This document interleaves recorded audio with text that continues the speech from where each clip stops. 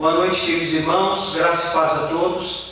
Estamos dando início ao nosso culto vespertino, hoje, dia 5 de julho. Convido os irmãos a se prepararem, reunir a família, mesmo estando no conforto do lar, vamos estar totalmente reverentes para oferecermos o melhor culto ao nosso Deus, porque Ele é digno. Curva a sua fronte, feche teus olhos, vamos orar. Pai de amor e de imensa bondade, louvado e exaltado seja o teu santo e bendito nome. Ó Deus amado, nós nos apresentamos ao Senhor e fazemos em nome de Jesus, a fim de que o Senhor aceite o nosso culto, ó Deus, que o Senhor nos abençoe, que o Senhor, ó Deus amado, nos guarde, nos conduza, a fim de que cada ato deste culto seja unicamente para o louvor da tua glória. Então abençoe as orações que fizermos, os louvores que entoarmos, a leitura pública das Escrituras, a mensagem, o mensageiro, enfim, ó Deus, que enquanto nós estivermos te adorando, o Senhor manifeste a tua glória a cada um de nós, em qualquer tempo, ó Deus, em qualquer lugar. Nós oramos ainda para que o Senhor perdoe os nossos pecados, ó Deus, se há alguma falta, ó Deus amado, que o Senhor nos cubra com teu sangue, perdoe-nos, purifica-nos, mas que nada em nós impeça, ó Deus, o fluir das tuas bênçãos.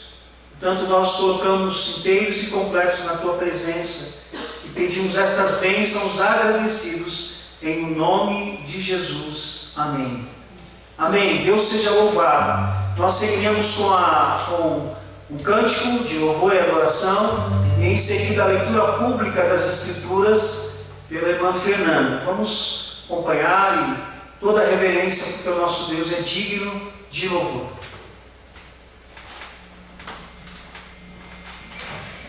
Graça e paz, irmãos. Vamos louvar o Senhor. Oferta de amor. Sacrifício.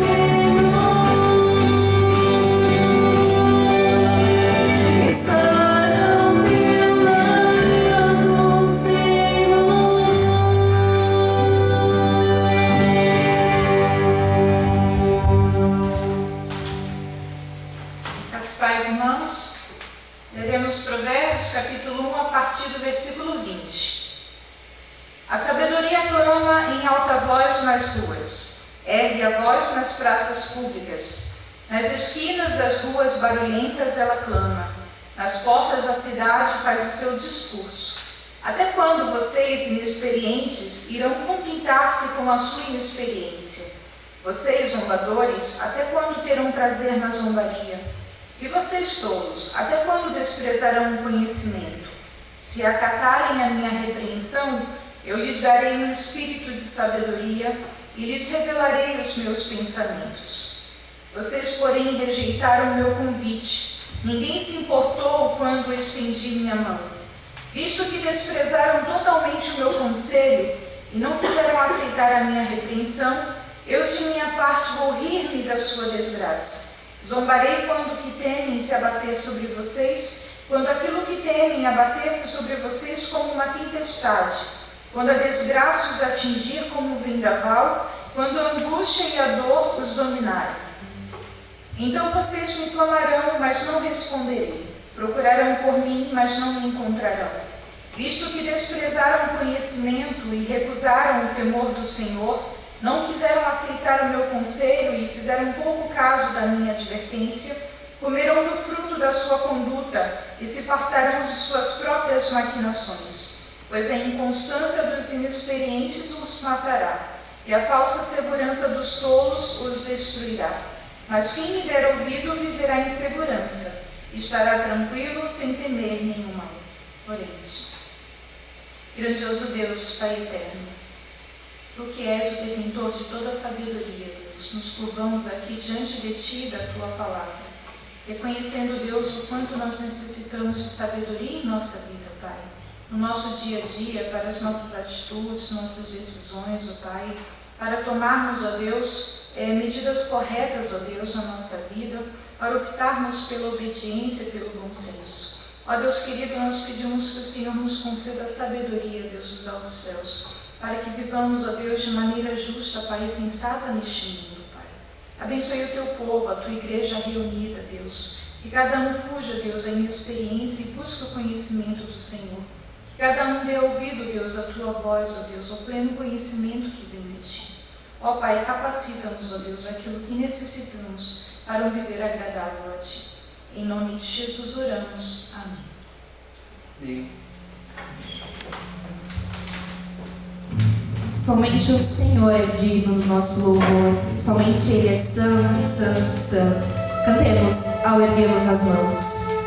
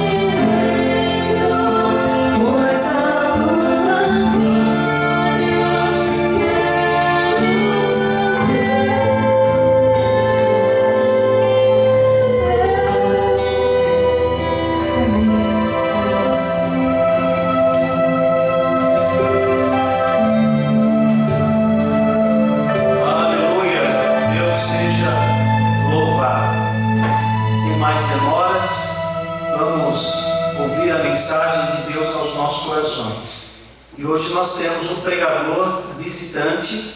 Eu convido aqui o Erickson Araújo.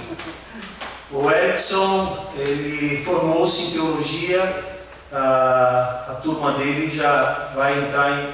Pode vir para cá mais um pouquinho perto aqui. E isso. E em outubro vai ser a formatura do Erickson. O Erickson, ele está na Redenção, na Igreja Batista da Redenção.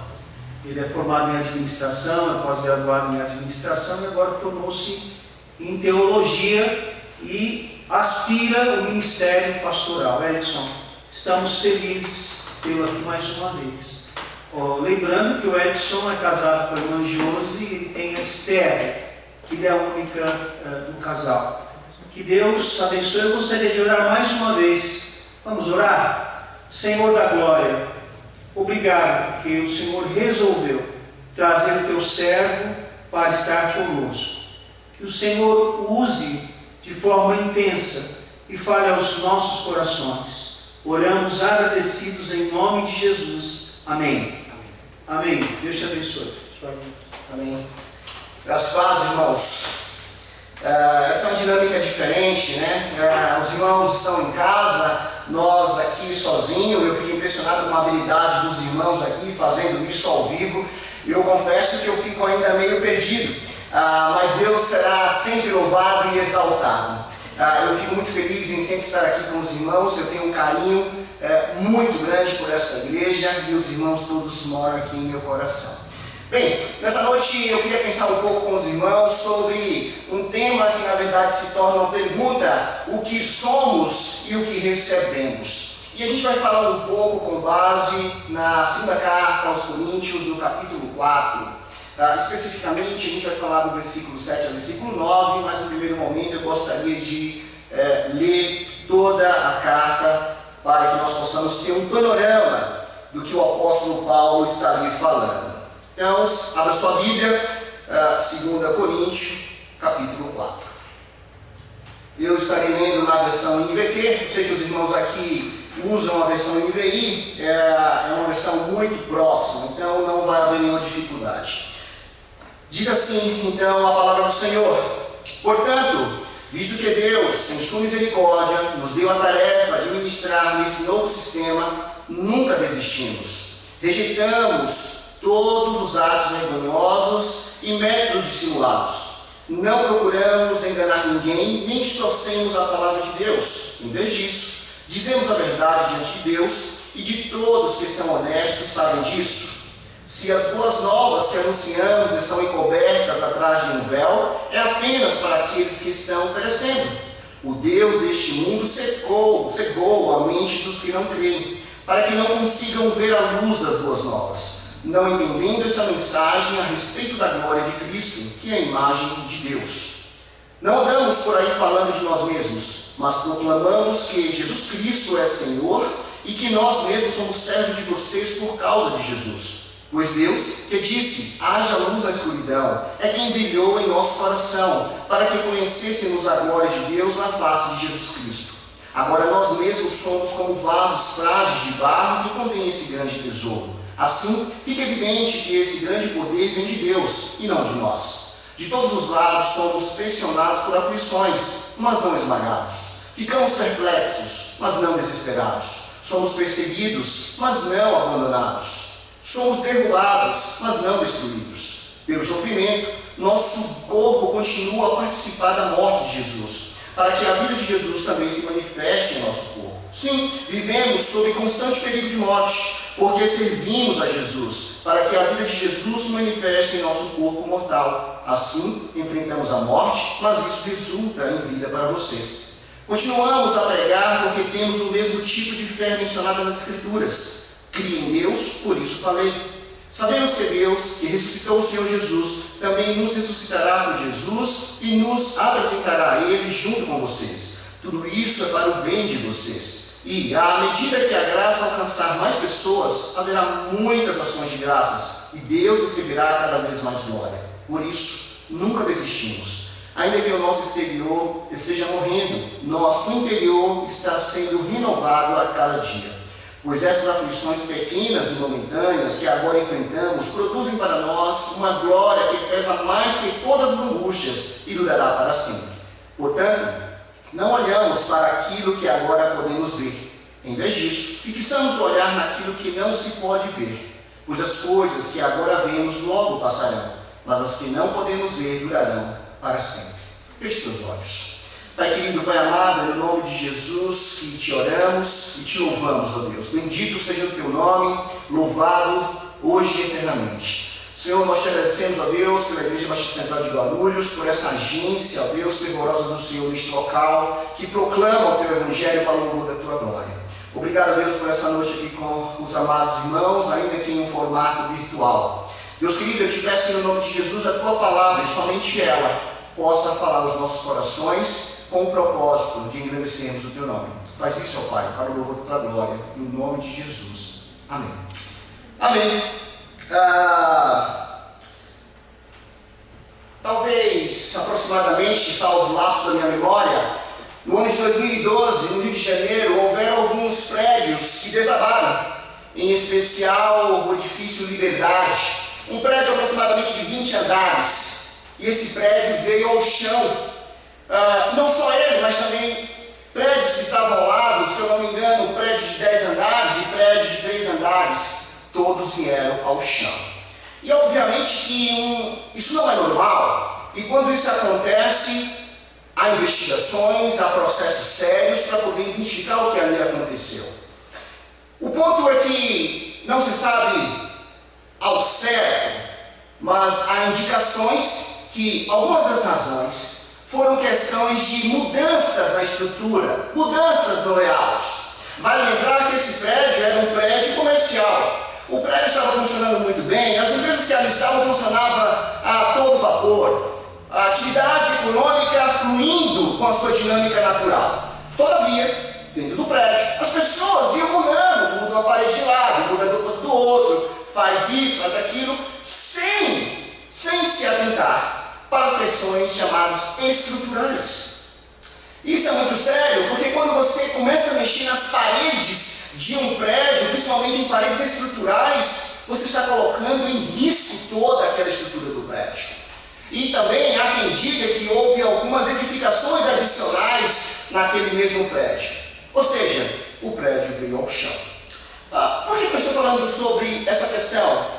Porque eu tenho pensado um pouco sobre o que eu tenho visto e ouvido acerca do Evangelho e tem me deixado alarmado, porque parece que a gente está começando a mexer nas paredes onde não deveríamos. Parece que o ser humano é muito focado em estética, parece que o ser humano é muito focado na beleza. Ou seja, naquele prédio as pessoas estão preocupadas com a beleza, com a estética, deixa mais bonito, tira essa parede daqui, puxa isso para cá, sem se preocupar com a essência, com a estrutura. Focou-se apenas na beleza, na estética. E parece-me que às vezes eu vejo pregações, e eu vejo igrejas, e eu vejo crentes intitulados cristãos, que estão vivendo um evangelho que eu não sei se é evangelho, justamente porque estão mexendo nas paredes. Estão jogando para lá, jogando para cá, dá-se um jeito. Ou seja, começa-se a pregar algo que se questiona se isso é o evangelho. E como eu disse, a mensagem dessa noite, para podermos pensar um pouco, é o que somos e o que recebemos. Eu queria então pegar e me ancorar no apóstolo Paulo, quando ele escreveu essa carta, a segunda carta aos Coríntios, aqui no capítulo 4. Vai lembrar que essa é uma carta que não há discussões teológicas sobre se é Paulo ou não é Paulo que escreveu, exceto ali no capítulo 6, 14 até o 7:1, que há uma discussão muito grande se realmente foi Paulo ou se não. Há uns estudiosos que vai dizer que possivelmente esse é um trecho da carta que foi enviada a Coríntios que não tivemos acesso. Outros vão apenas dizer que não, que isso certamente é uma digressão e faz muito sentido isso em função do contexto que ele vinha tratando. Mas o fato é que essa não é uma carta que gera nenhuma dificuldade em relação à sua autoria. Outro ponto talvez aqui é pensar se essa carta foi feita de uma única vez ou se foi por etapas. Então são pontos muito simples que se discute por ela, né? Paulo escreveu por volta de 56 depois de Cristo, obviamente, escreveu com um foco muito específico, um pouco mais diferente da primeira carta aos Coríntios. Nessa carta, Paulo está mais focado em tratar temas que estavam afetando a sua integridade como ministro do Evangelho, bem como defender a ministração da nova aliança e outros temas mais importantes. Dito isso, eu gostaria então de pensar um pouco com os irmãos nessa noite, nos versículos do 7 até o 9, 3 versículos apenas. E avisa de introdução, até para darmos um pano de fundo e parametrizarmos todos nós, para podermos entender como vamos analisar esse texto, eu queria que os irmãos lembrassem que a gente vai olhar para eles com 3 cláusulas. A primeira cláusula é uma cláusula que tem por objetivo, ela indica um fato. A segunda cláusula, ela apresenta um agente e uma causa. E a terceira e última cláusula, ela apresenta um propósito. Então vamos seguir dessa forma. Então olhe para a sua Bíblia aí e vamos para o primeiro versículo, que é o versículo 7. E diz assim: agora nós mesmos somos como vasos frágeis de barro que contém este grande tesouro. Eu quero parar um pouco aqui. A primeira cláusula, então, eu disse que ela indica um fato. E esse fato, ele tem um ponto e um contraponto, e todas as outras cláusulas vão seguir esse mesmo padrão. Uma cláusula que tem um ponto e um contraponto. Observe que naquela época, o apóstolo Paulo está usando uma referência que era muito familiar para todas aquelas pessoas, para o seu público. Vasos de barro. Naquela época havia lamparinas, as lâmpadas feitas com barro, e obviamente eram muito frágeis. O barro em si, de certa forma, é muito frágil, de tal forma que o valor é muito baixo. Você encontra barro em qualquer lugar, a todo momento. Por isso, o vaso de barro é frágil. Agora veja, naquela época, os escritores gregos, eles tinham a ideia de que os filósofos, eles entendiam que esse vaso, eles faziam analogia do vaso com um corpo que armazenava uma alma. E esses mesmos filósofos, eles imprimiam a ideia de que eram alguém que suportava uma dor, suportava sofrimento. E o apóstolo Paulo aqui vai começar a construir essa cláusula para poder começar a fazer a defesa do Evangelho da seguinte forma. Veja, quando ele diz: agora nós mesmos somos vasos frágeis de barro que contém este grande tesouro. A primeira cláusula aqui que indica um fato, ela vai trabalhar com o ponto do vasos frágeis. O apóstolo Paulo quer começar a trabalhar a ideia de que, olha, nós somos vasos frágeis, nós somos vasos de barro.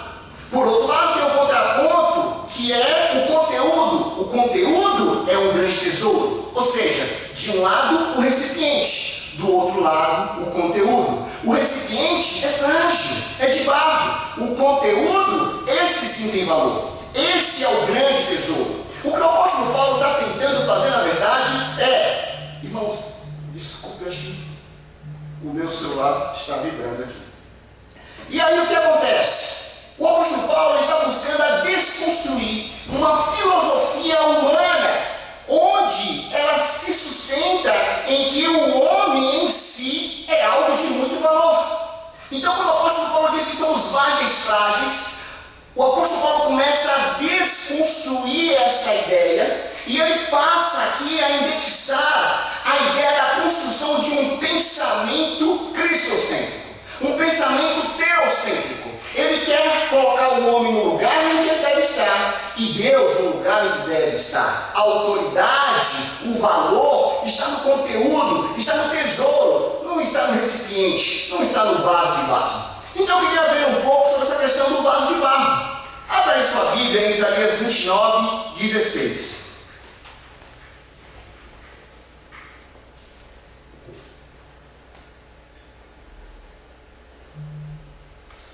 Diz assim: como são tolos, ele é oleiro e certamente é maior que você, o barro.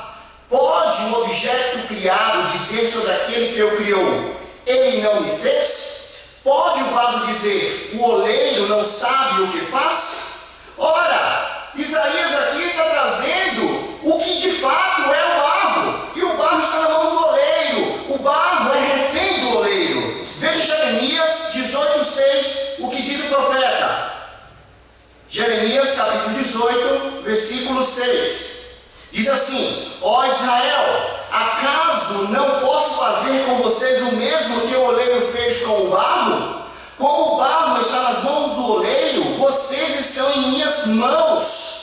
E mais uma vez o profeta vai dizendo o contexto que aqui está. E olha mais um pouco, agora 2 Coríntios 4,16.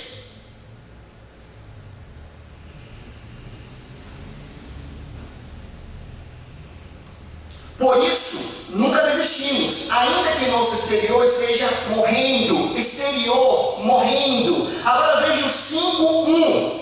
Sabemos que, quando o nosso corpo terreno, esta tenda em que vivemos, se desfizer, ou seja, o apóstolo Paulo está dizendo como esse vaso de barro, que representa agora o nosso corpo, é frágil, desconstruindo uma filosofia humana de empoderamento do ser humano, em que no ser humano há valor. O apóstolo Paulo quer dizer que não é aqui o valor não está no recipiente, o valor está no conteúdo, e o conteúdo é o tesouro, é o grande tesouro que ele fala aqui no versículo 7. E ele segue dizendo o seguinte: acaso esse vaso que é tão frágil, que é de barro, uma matéria tão comum, há aqui valor? Ou quando a gente olha para o conteúdo, esse tesouro, ou é aqui? Sim, é aqui. E que tesouro é esse? Ele vai continuar explicando. Se você olhar o versículo 6 do capítulo 4, ele vai começar a explicar. Veja o que diz o versículo 6. De todos, pois Deus quem disse: haja luz na escuridão. Grave-se essa parte: haja luz na escuridão. Agora vá no versículo 4, um pouco atrás. O Deus desse mundo cegou a mente dos que não creem, para que não consigam ver a luz das boas novas. Opa, o apóstolo Paulo começa agora a construir o que é esse grande tesouro. No versículo 6 ele diz que é a luz, que é essa grande luz, e aqui no versículo 4 ele vai dizer que essa luz é o Evangelho.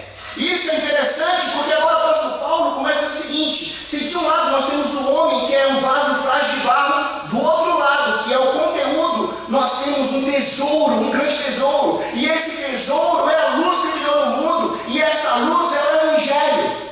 Meus irmãos, isso é interessante porque o apóstolo Paulo, ele está desconstruindo um pensamento filosófico humano e está estabelecendo o pensamento teocêntrico na mente daquelas pessoas. E é fantástico, porque veja o que Ambrósio diz a esse respeito. Quando todos se achavam envoltos em densas trevas, Deus acendeu a luz de seu Evangelho.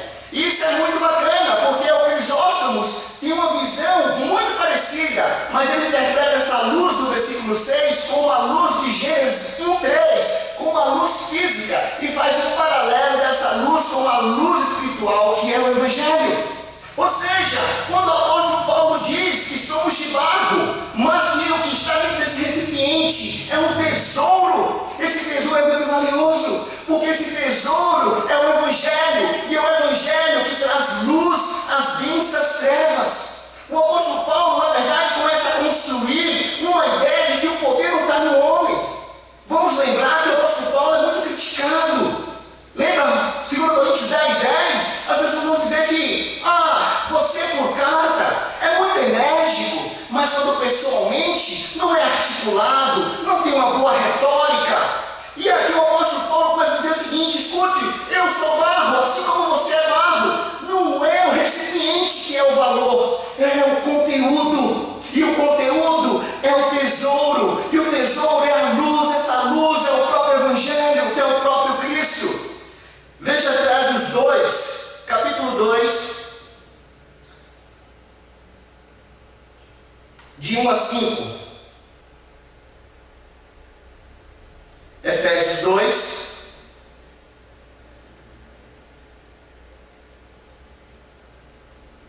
de 1 a 5. Diz assim: vocês estavam mortos por causa de sua desobediência e de seus muitos pecados. nos quais acostumavam viver, como o resto do mundo, obedecendo ao comandante dos poderes do mundo invisível. Ele é o Espírito que opera no coração dos que se recusam a obedecer. Todos nós vivíamos desse modo, seguindo os desejos ardentes e as inclinações de nossa natureza humana. Éramos, por natureza, merecedores da ira, como os demais. O apóstolo Paulo começa a construir a ideia real de que não é o recipiente que faz a diferença, mas é o conteúdo. Não é o homem em si com seus valores, mas é a palavra de Deus, é o Evangelho de Cristo que transforma o homem. Portanto, ele está dizendo o seguinte: olha, não é a forma como eu falo ou como eu digo, mas é o que eu digo. E o que eu digo é a palavra, o que eu digo é o próprio Cristo, o que eu digo é a nova aliança, o que eu prego são verdadeiramente o que Cristo veio fazer a este mundo. Então Paulo está buscando a desconstruir toda aquela filosofia humana. E ele começa então pela primeira cláusula, que é um fato: nós somos um vaso de barro, frágeis, onde não reside valor. Mas o conteúdo que está nesse vaso, esse é o grande tesouro, esse é a luz do mundo, essa é a luz do Evangelho, esse é o plano de Deus que veio para salvar todos aqueles que se haviam perdido, todos aqueles que por meio da graça, através da fé em Cristo Jesus, se arrependem dos seus pecados. Então essa é a primeira cláusula. Nesse contexto de um Evangelho, quando ele não é imprimido na sua exatidão, com o objetivo que ele tem, que é alcançar, conforme Romanos 1,16, que é o poder de Deus para a salvação de todo aquele que nele crê, você começa a fazer qualquer coisa. Você começa a dizer que o Evangelho é prosperidade. Você começa a dizer que o Evangelho é coach do crescimento. Você começa a dizer que o Evangelho é qualquer coisa, menos o que de fato ele é: poder de Deus para a salvação do homem. O pastor Spurgeon, ele já dizia o seguinte, que haverá um dia, chegará um dia, que os pastores que hoje alimentam as ovelhas terão palhaços alimentando bodes. Isso é triste, irmãos. Isso é triste. E quando Spurgeon disse isso, é porque ele já via o comportamento do que se estavam pregando como evangelho, tirando as paredes que sustentam a estrutura. Tudo focado em beleza, tudo focado em uma retórica, em um argumento em que eu posso falar e você gosta do que eu falo e você vai ouvindo. Meus irmãos, o Evangelho não é isso. O Evangelho é isso que Paulo estava pregando, é o poder de Deus para a salvação de todo homem, daquele que crê. Agora vamos seguir. Olha o que Paulo vai falar na sua segunda cláusula. E a segunda cláusula indica uma causa e uma origem. Vamos entender essa cláusula com o segundo ponto do versículo 7 e entender qual é o ponto e o contraponto desse argumento. Diz assim: assim fica evidente que esse grande poder vem de Deus e não de nós. Eu estou no versículo 7, na segunda parte. Repito: assim fica evidente que esse grande poder vem de Deus e não de nós. O contraponto e o ponto aqui é a fraqueza humana versus a soberania de Deus. Paulo continua no processo de desestruturar, de desconstruir uma filosofia humana e construir um pensamento cristocêntrico, um pensamento teocêntrico das verdades. E ele continua aqui agora dizendo que do lado do vaso frágil de barro que representa o homem, também ali está representada a fraqueza humana. E desse outro lado, que é o conteúdo, que está o grande tesouro, está a soberania de Deus. E olha então como ele vai falar um pouco disso. Vamos tentar entender primeiro a fraqueza humana. Eu vou falar vários versículos, se não acompanhar, pelo menos anote depois, olhe um pouco sobre isso. Vamos então pensar sobre a questão da fraqueza humana, seja do ponto de vista físico, seja do ponto de vista do que habita nesse homem. Jó capítulo 4, versículo 5.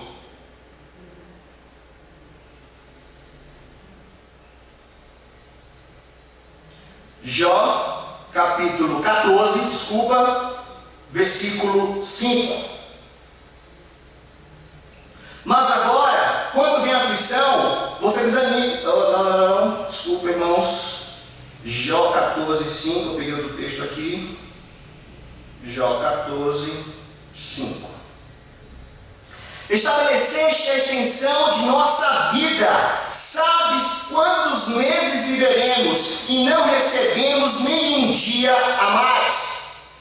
O que Deus está dizendo é o seguinte: você que é um vaso fraco, você que representa a fraqueza humana, sou eu, o Deus que estabeleço os teus dias, sou eu que estabeleço o quanto você vive, e não você, porque você é o vaso, eu sou o oleiro, eu sou o Criador e você é a criatura. Paulo continua a desconstruir essa filosofia humana do empoderamento do homem. E vamos seguir. Veja o que diz o Salmo 144, versículo 3 e 4.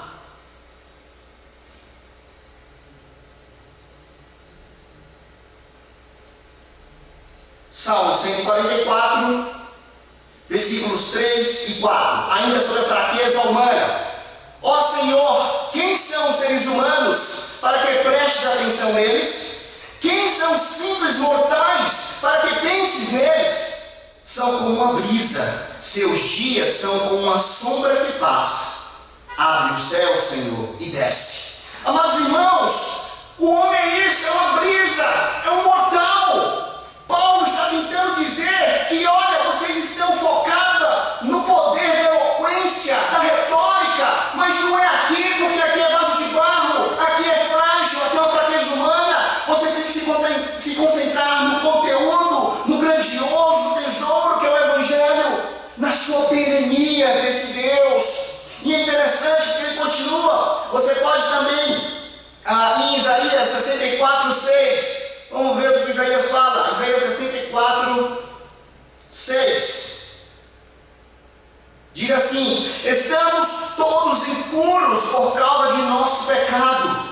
Quando mostramos nossos atos de justiça, não passam de trapos imundos. Como as folhas das árvores murcham e caímos, e nossos pecados nos levam embora como o vento. O apóstolo Paulo começa a dizer que essa fraqueza humana está não só no ambiente físico, mas também no ambiente daquilo que o é, a natureza pecaminosa. E tudo isso fragiliza o homem. Enquanto a filosofia vai querer engrandecer o homem, enquanto alguns têm pregado que o homem em si é algo e que o centro é o homem, o apóstolo Paulo desconstrói isso, dizendo: não é nada disso, vocês estão equivocados. Não é isso. Veja ainda Romanos 7.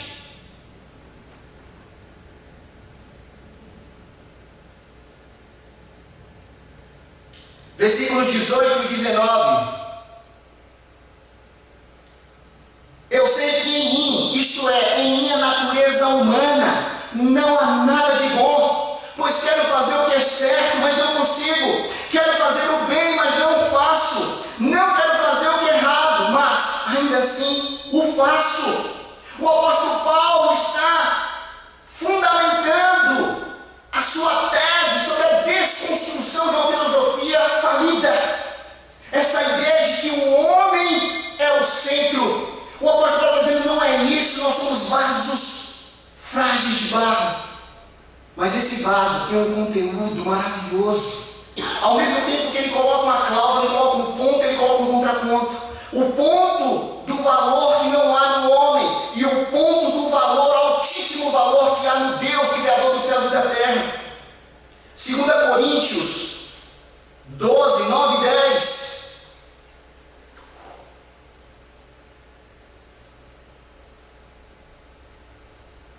Mas ele disse: minha graça é tudo de que você precisa.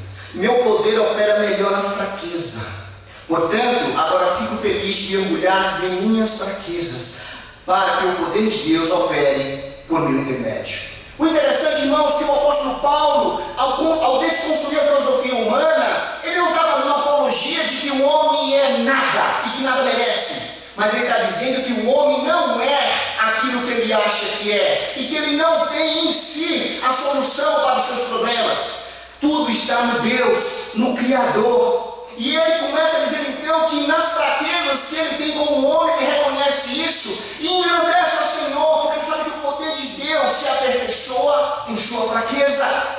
Ele não só desconstrói uma filosofia humana, como ele começa a construir um pensamento teocêntrico alicerçado pelas Escrituras. E ele segue ainda. Agora ele vai falar do contraponto com a soberania de Deus. E essa parte é linda,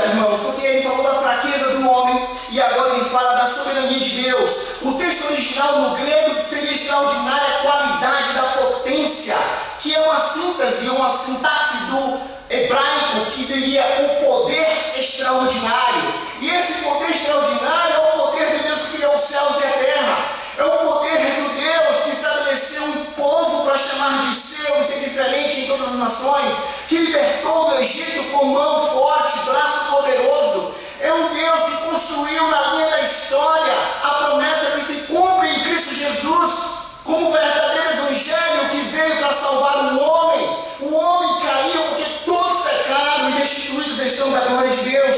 E essa separação entre Deus e o homem, a única ponte possível, chama-se o evangelho, chama-se Cristo Jesus. E para que isso seja construído, não é via o homem, porque o homem é caído, o homem é limitado, o homem é um vaso frágil de barro. Mas isso está na soberania, num Deus poderoso, num Deus glorioso, num Deus que tudo faz e que tudo sabe. Olha que coisa interessante, quando nós nascemos, nós estamos sob o domínio de quatro leis imperam sobre qualquer ser humano quando nasce. A lei, o pecado, a morte e Satanás. A lei, o pecado, a morte e Satanás. Todos nascemos subjugados por esses 4 domínios. E Deus, no seu plano magnífico do Evangelho, ao dar o Senhor Jesus e ao mesmo ao se entregar em morte de cruz, Ele cumpre a lei. Ele nos justifica porque Ele perdoa os nossos pecados. Ele venceu a morte na cruz e derrotou Satanás. Observe que essa soberania de um Deus é fundamental. O apóstolo Paulo está elucidando ao seu público de que, escute, o Evangelho, ele não é o homem, ele é o próprio Deus e o seu plano em Cristo Jesus para a salvação dos que haviam se perdido. E ao mesmo tempo ele está construindo naqueles homens a ideia de que eu não falo com vocês com sabedoria humana, com filosofia humana, mas eu falo com vocês com o poder do Espírito Santo. Vamos caminhar. Terceira cláusula, apresentação de um propósito. A primeira cláusula, então, indicou um fato. A segunda cláusula indicou uma causa e uma origem. E a terceira e última cláusula aponta um propósito. Versículo 8 e versículo 9. Agora a gente vai avaliar no versículo 8. Dentro dessa cláusula nós vamos ter 2 pontos e contrapontos e no 9 2 pontos e contrapontos. O apóstolo Paulo vai agora dar o propósito de tudo isso. E o versículo 8 então vai dizer, 2 Coríntios 4, 8, deixa eu abrir aqui que eu já tirei. De todos os lados somos pressionados por aflições, mas não somos esmagados. Essa é o primeiro ponto de 4. Somos pressionados por aflições, mas não somos esmagados. Abra sua Bíblia em 1 Coríntios 4, de 11 a 13. 1 Coríntios 4, de 11 a 13. A gente vai entender melhor essa questão dessas aflições que o apóstolo Paulo está se referindo.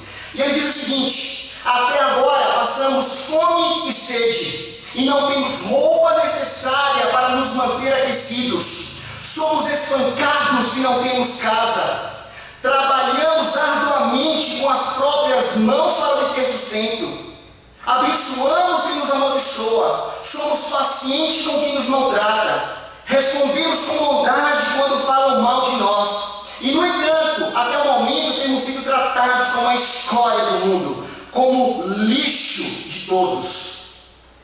Amados irmãos, quando o apóstolo fala de que está sofrendo uma pressão de aflição, é isso que é essa aflição. E essa aflição, ela abarca as 4 atmosferas que abrangem o ser humano. Ou seja, ele está sendo afetado fisicamente, ele está sendo afetado mentalmente, ele está sendo afetado socialmente e ele está sendo afetado espiritualmente.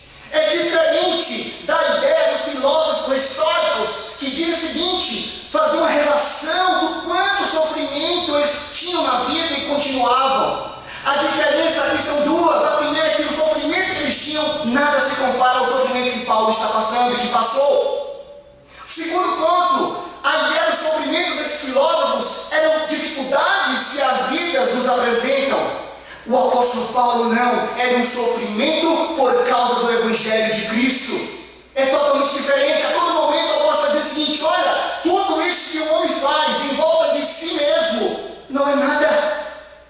Agora, quando ele apresenta que por causa do Evangelho, as aflições com que ele tem passado, isso sim há uma fonte de glória, porque é do Evangelho e ele é suportado por causa de Cristo. Portanto, somos pressionados por aflições, mas não somos esmagados. E não somos esmagados porque é o Deus do Evangelho que nos sustenta. Não é pensamento positivo, não é yoga, não é teoria da prosperidade ou qualquer outro nome que você possa dar, pensamento positivo, etc, etc, etc. É o Evangelho, é o Deus do Evangelho que sustenta os seus servos. E ele diz mais: ficamos perplexos, mas não desesperados. Veja 2 Coríntios 1:8. Diz assim: irmãos, queremos que saibam das aflições pelas quais passamos na província da Ásia. Fomos esmagados e oprimidos além da nossa capacidade de suportar, e pensamos que não sobreviveríamos. Quando o apóstolo diz que estamos perplexos, mas não desesperados, ele, naquele momento, aquela situação ali na Ásia, de fato, ele achou que até perderia a vida. E por quê? Por causa do Evangelho. Não é por questões que a vida nos impõe, as dificuldades naturais do dia a dia. Por vezes temos confundido o que é sofrer pelo Evangelho e o que é sofrer pelas coisas naturais da vida. O apóstolo Paulo fala da sua perplexidade diante do que ele passou, que quase perdeu a vida, mas ele fala que não foi desamparado, não chega a estar desesperado. E sabe o que é interessante, irmãos? Quando eu olho para esse texto, quando eu vejo essa cláusula do propósito, e o propósito aqui é a pregação fiel do Evangelho, independente das circunstâncias e das consequências, eu vejo um homem que, quando ia de uma cidade para outra, talvez agora estou devagando, eu fico imaginando que ele pensava: bom, como deve ser a prisão naquela cidade? Será que é no calabouço? Será que é no -4? Será que é úmido? Deixa eu ver, será que os homens daquela cidade batem com a mão, ou com pau, ou com ferro? Sabe por que eu estou falando isso? Porque nos nossos dias é diferente. Há pastores que, quando vão a uma igreja, começam a questionar qual vai ser a qualidade do hotel que eles vão ficar hospedados. Eles querem saber se vai ter um bom café da manhã 5 estrelas, se vai ter um translado de respeito, se ficarão bem confortáveis. Não é o que eu vejo o apóstolo Paulo fazer aqui. E também, quando eu olho para a mensagem do apóstolo Paulo, e talvez por isso que essa sociedade diz que ele não tinha argumentos retóricos, porque era uma sociedade que valorizava a sabedoria, valorizava a retórica, valorizava o cunho de como você tem habilidade com as palavras de influenciar. O apóstolo Paulo fala que ele não veio com sabedoria humana, mas veio com a autoridade e poder do Espírito Santo. É a palavra do Evangelho. Não veio falando coisas que soam agradáveis aos meus ouvidos, porque quando a palavra de Deus fala comigo, ela tem que provocar mudanças. Eu não leio a palavra para ficar querendo massagear o meu ego, mas eu leio a palavra para que ela me cure, para que ela me transforme. E quando eu vejo então o apóstolo Paulo, eu fico pensando: meu Deus, certamente, enquanto hoje a gente pensa em que hotel vamos ficar, o apóstolo Paulo pensava como é o presídio. E sabe o que é o mais interessante? Em momento algum, eu vejo ele mudar a estratégia. E sabe por que não muda a estratégia? Porque não é uma estratégia humana. É uma obediência ao que Deus pediu para que ele fizesse. Você vai ser meu apóstolo. É diferente quando você tem uma estratégia humana. Você elabora, muda. E olha que interessante, nos dias de hoje, alguém poderia dizer assim para Paulo: Paulo, vem cá, cara, você é maluco? Você tem problema? Você não está vendo que não está dando certo? Você está percebendo que todo lugar que você vai se apanha?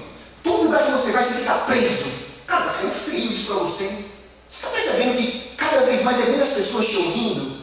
Você percebe que quase ninguém está lá na tua sinagoga? Agora, Paulo, cara, se você muda um pouco a narrativa, e se você afasta um pouco essa parede aqui, e se você modifica um pouco essa forma de falar, que tal não falar mais pecado e falar em dificuldades que o ser humano tem?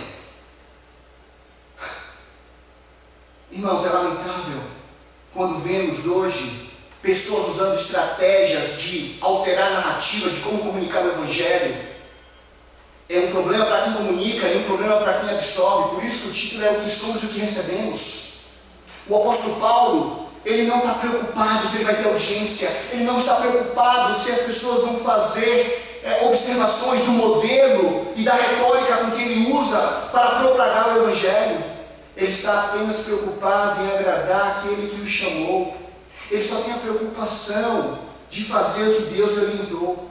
E veja, o terceiro ponto, do contraponto da cláusula da apresentação de um propósito é: somos perseguidos, mas não abandonados. 2 Coríntios 6:4. 2 Coríntios 6:4 até o 10 diz assim: em tudo que fazemos, mostramos que somos verdadeiros servos de Deus. Suportamos pacientemente aflições, privações e calamidades de todo tipo. Fomos espancados e encarcerados. Enfrentamos multidões furiosas. Trabalhamos até exaustão. Suportamos noites sem dormir e passamos fome. Mostramos que somos por nossa natureza, nosso entendimento, nossa paciência e nossa bondade, pelo Espírito Santo que vive em nós e por amor sincero. Proclamamos a verdade fielmente e o poder de Deus opera em nós. Usamos as armas da justiça com a mão direita para atacar e com a mão esquerda para defender. Servimos quer as pessoas, os homens, quer nos honrem, quer nos desprezem, quer nos difamem, quer nos elogiem. Somos chamados de impostores, apesar de sermos honestos. Somos tratados como os desconhecidos, embora sejamos bem conhecidos. Vivemos à beira da morte, mas ainda estamos vivos. Fomos espancados, mas não mortos. Por isso ele fala: somos perseguidos, mas não abandonados. E o último ponto é: somos derrubados, mas não destruídos. Olha o que diz 2 Coríntios 1, 9 e 10. 2 Coríntios 1, 9 e 10. De fato, esperávamos morrer. Como resultado, deixamos de confiar em nós mesmos e aprendemos a confiar somente em Deus, que ressuscita os mortos. Ele nos livrou do perigo mortal e nos livrará outra vez. Nele depositamos nossa esperança e Ele continuará a nos livrar. 12, 10. 2 Coríntios 12, 10. Ele diz: por isso aceito com prazer fraquezas, insultos, privações, perseguições e aflições que sofro por Cristo, pois quando sou fraco, então é que forte sou. Me lembra a música: diga ao fraco que sou forte, diga ao pobre que sou rico, por tudo aquilo que o Senhor já fez. Amados irmãos, o apóstolo Paulo está fazendo um discurso muito sério. Ele está dizendo que você não pode remover as paredes sem entender o que é estrutural, porque senão o prédio cai. Ele está dizendo que o Evangelho não pode ser pregado de qualquer forma. E mais importante, ele está dizendo que o importante não é o recipiente. O importante é o conteúdo, e o conteúdo é o tesouro do Evangelho. Ele está dizendo que o homem é uma fraqueza humana totalmente dependente de Deus, mas que o Deus poderoso sustenta esse homem. E ele está dizendo que o propósito é claro: é divulgar e pregar o verdadeiro Evangelho que liberta o cativo, que dá vida ao morto, que tira do estado de condenado a justificado.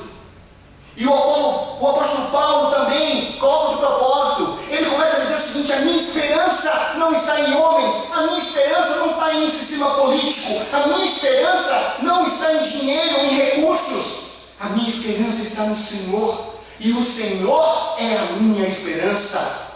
Amados, isso é poderoso porque isso nos liberta. Conhecereis a verdade e ela vos libertará.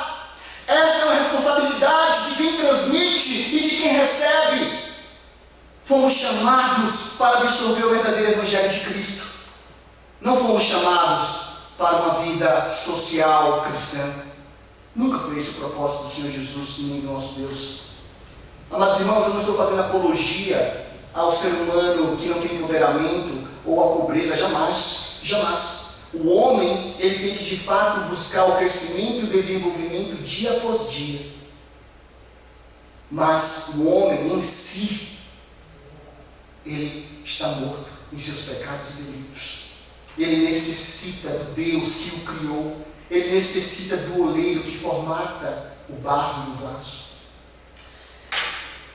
Se eu pudesse fazer uma aplicação sobre o que somos e o que recebemos, eu diria que, primeiro, é para dar testemunho do que há em mim. E essa é uma pergunta que eu e você temos que nos fazer. O que há em mim? Eu sou esse vaso de barro frágil. E o que há em mim? De fato, é esse tesouro grandioso que as Escrituras dizem? De fato, eu conheci o Evangelho, eu entendo o que é o Evangelho. Amados irmãos, pasmem, mas tem pessoas que não conseguem dizer o que é o Evangelho. Tem pessoas que você perguntar, como você se converteu? Ela vai contar, eu estava um dia em cima, no monte, aí eu senti algo.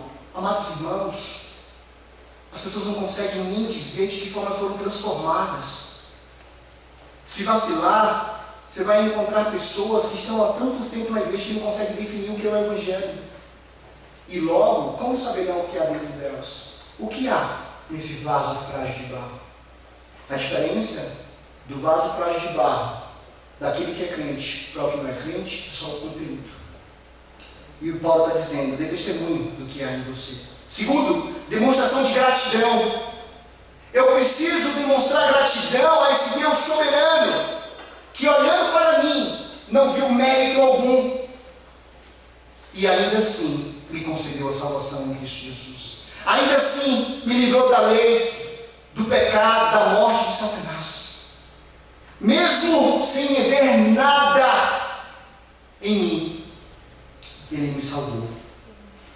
Terceiro, para podermos estar preparados para as pressões, aflições, perseguições, tudo que vier por causa do Evangelho. Por causa do Evangelho. É importante frisar, por causa do Evangelho. Às vezes estamos sofrendo e não tem nada a ver com o Evangelho. Não tem nada a ver com o Evangelho. Precisamos até avaliar as razões dos nossos sofrimentos. O pastor John MacArthur, no livro A Verdade sobre o Senhorio de Cristo, na página 7, ele diz o seguinte, e eu encerro com isso. Os cristãos têm muitos motivos para se alegrarem. O principal é fundamentado em quem Deus é. Ele é soberano.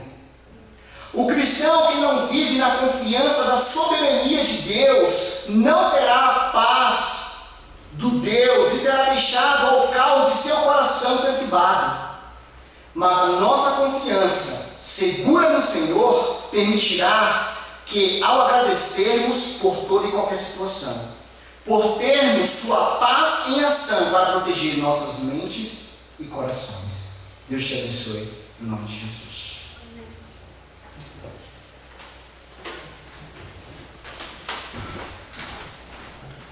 Amém, aleluia. Deus seja louvado, toda honra e glória seja dada ao nosso Deus. Obrigado, querido Edson. Dá vontade de chamar o pastor Edson, mas primeiro o concílio, né? E obrigado, que o Senhor continue te abençoando, ampliando o seu conhecimento, as revelações, e que você continue sendo um instrumento de bênção nas mãos do Senhor, para a nossa edificação e para a glória de Deus, né? Neste momento, queridos irmãos, nós vamos ter um momento de louvor, de adoração com louvores, né? Então nós teremos aí um cântico espiritual. Enquanto nós teremos este louvor, você tem a oportunidade de adorar ao nosso Deus com o seu dízimo e com a sua oferta. E depois nós estaremos então encerrando com a interpretação da bênção apostólica. Então vamos continuar adorando ao nosso Deus porque Ele é digno de toda a honra e glória.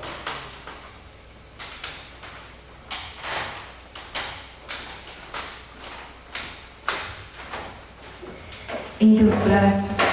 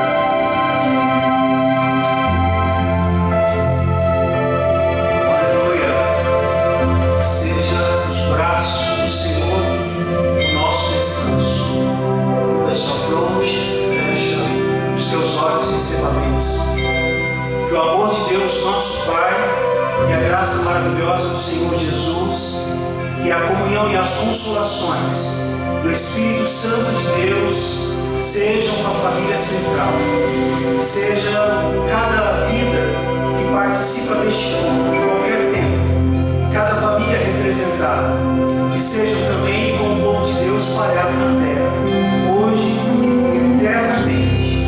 Amém. Glória a Deus. Umas notas finais. Hoje, dia 5, nós pensamos que até o terceiro domingo, mais de uma semana, mais 2 semanas praticamente, nós faremos as adaptações.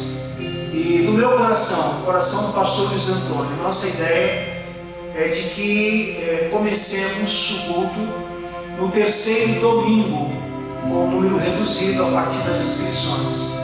Então, obviamente, nós vamos ter a reunião com a diretoria, nossa liderança é compartilhada, então nós nos juntaremos online, faremos essa reunião e vamos decidir exatamente o dia, e nós vamos entender a vontade de Deus nesse encontro. No entanto, a igreja está sendo adaptada adequadamente para a segurança e conforto dos irmãos. Eu estou dizendo isso porque muitos estão me ligando, mandando mensagens, mas vamos ter um pouquinho mais de paciência, e eu penso que talvez o terceiro, no máximo o 4º domingo de julho, nós daremos início aos cultos públicos presenciais. Uma boa semana, que Deus os abençoe. Na medida do possível, estaremos enviando as mensagens curtas, diárias, para a sua devocional. Um forte abraço e na paz do Senhor.